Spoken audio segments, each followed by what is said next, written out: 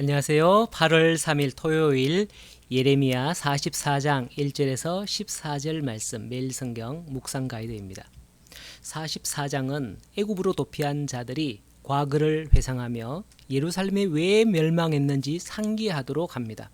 그들은 우상 숭배를 하며 여호와의 노여움을 일으켰습니다. 아마도 44장의 이 예언은 요한왕과 함께 애굽으로 이주한 지 얼마간의 시간이 흐른 뒤에 나온 예언인 듯합니다.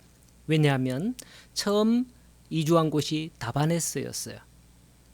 그 다바네스에서 점차 주변 지역인 믹돌, 노바드로스 이런 지방으로 이주하여 정착하기에는 아마 일정한 시간이 경과했을 것으로 판단되기 때문이에요.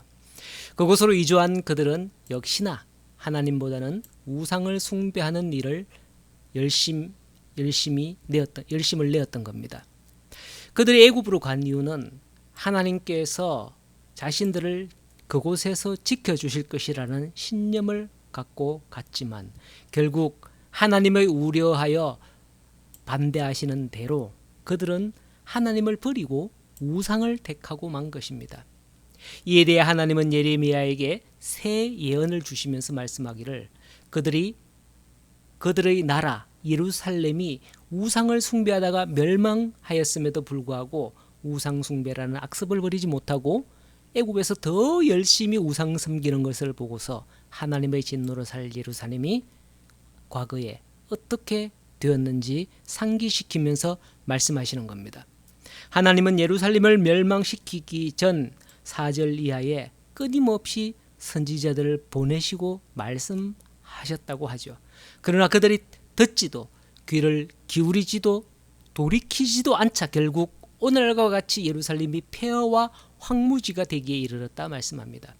그런데도 너희가 이것을 알면서도 또다시 우상을 숭배하고 다른 신에게 분향하고 있다는 그 말씀을 하시면서 대노하고 계시는 것입니다. 그런데 7절 후반절과 8절 후반절을 보면 이를 매우 안타까워하시는 하나님의 마음이 담겨 있는 듯합니다.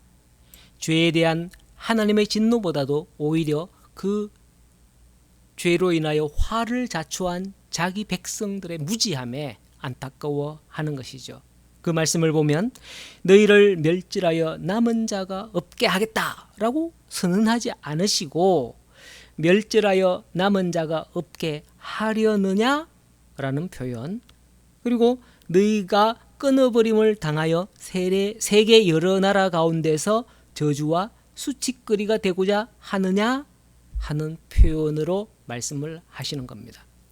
이것은 그들이 이런 악을 저지르면 이런 상황을 맞을 것인데 정말 언제까지 그럴 거냐 하는 의도로 안타까워하시는 하나님의 마음을 드러내는 말씀인 듯합니다. 여러분, 이것이 바로 하나님의 마음이죠. 하나님께서는 크든 작든 죄를 짓는다고 해서 즉시 심판을 준비하시는 매정하는 분이 아니신 거죠. 그들의 죄에 대해 심히 안타까워하는 심정을 볼 수 있는 겁니다. 부모라면 자기 자녀가 잘못했을 때 그것을 바로잡기 위해서 매를 들 수밖에 없습니다. 하지만 불꽃 같은 눈으로 그 자녀의 죄를 벌하기 위해서 기뻐하는 부모는 없을 거예요.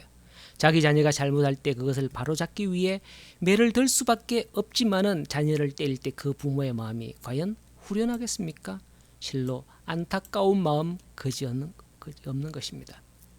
우리는 오늘 말씀을 통해서 끝끝내 유다의 심판을 내리실 것이지만은 그 범죄함에 있어서 하나님은 안타까워하고 계시고 때로는 하나님께서는 마음 아파하시고 슬퍼하시는 심경을 가지신다라고 하는 것을 아셔야 하는 겁니다. 그러므로 우리는 심판을 피하기 위해서 범죄하지 않는 게 아니라, 무서워서 범죄하지 않는 게 아니라 우리를 그토록 사랑하시고 우리에게 한없는 자비와 사랑을 베푸시는 하나님의 마음을 아프시지 않게 하기 위해서 죄를 멀리해야 되겠습니다. 사람은 누구나 죄성을 가지고 있으며 그로 인해서 알든 모르든 간에 범죄할 수 있습니다. 하나님께서는 우리가 지닌 이러한 연약함까지도 다 알고 계셔요.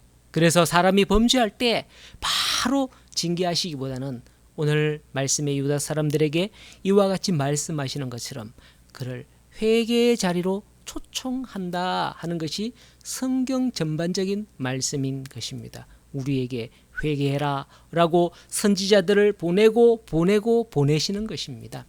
그러므로 우리도 이런 연약함 가운데 있음을 알고 말씀 앞에 겸손할 수 있도록 기도하며 하나님이 뭘 하시면 적시로 깨달을 수 있도록 기도하고 우리를 향하여 또한 안타까워하시는 하나님의 마음, 어떤 마음이신지 그것을 알아가며 하나님과 동행하는 오늘 하루가 되는 여러분들의 삶이 되기를 간절히 소원합니다.